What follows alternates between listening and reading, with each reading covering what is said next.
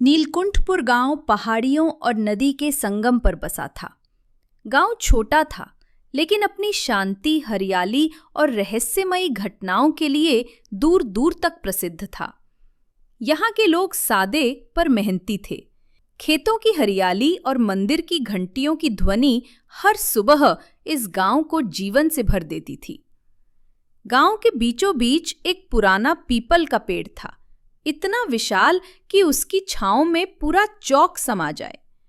उसकी टेढ़ी मेढ़ी शाखाएं और नीचे लटकती जटाएं देखकर लगता मानो वो पेड़ जीवित हो और हर आने जाने वाले को चुपचाप निहार रहा हो।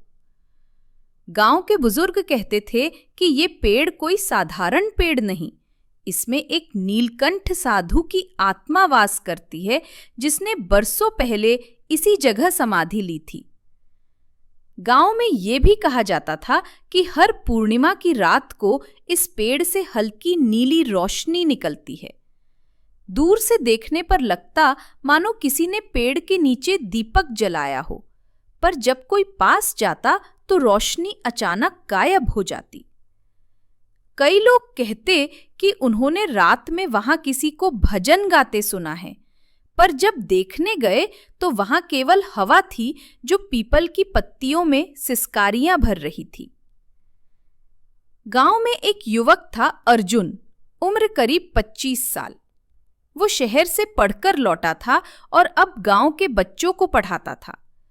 उसे इन रहस्यमयी बातों पर भरोसा नहीं था।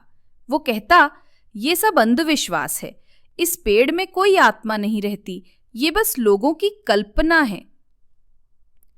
लेकिन गांव के बुजुर्ग दादू हरिराम हमेशा कहते, बेटा अर्जुन, कुछ बातें किताबों में नहीं मिलती। नीलकुंठपुर की मिट्टी में कुछ ऐसा है जिसे समझना आसान नहीं। अर्जुन मुस्कुराकर बात टाल देता, लेकिन भीतर कहीं न कहीं उसे भी ये रहस्य खटकता था। एक दिन गांव में अजीब सी घटना हो रही। रात के समय जब पूरा गांव सो रहा था, अचानक बिजली सी कौंध उठी और पीपल के पेड़ के पास आग जैसी रोशनी दिखाई दी। अगली सुबह जब लोग वहां पहुंचे तो उन्होंने देखा पेड़ के नीचे की मिट्टी फट चुकी थी और उसमें से एक पुरानी तांबे की डिब्बी बाहर निकल आई थी। अर्जुन ने सबसे पहले उसे उठाया।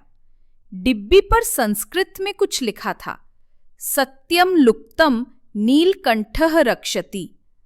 अर्थ, जब सत्य छिप जाता है तब नीलकंठ उसकी रक्षा करता है। गांव के पुजारी पंडित शिव प्रसाद ने कहा कि ये कोई साधारण वाक्य नहीं, शायद ये किसी पुराने साधु की निशानी है। डिब्बी खोली गई तो उसमें एक तावीज और एक पुराना पत्र मिला। पत्र पर लिखा था, जो इस तावीज को धारण करेगा उसे सच्चाई का दर्शन होगा, परंतु सावधान, हर सत्य में एक भय भी छिपा होता है। अर्जुन ने बिना किसी डर के तावीज अपनी गर्दन में डाल लिया।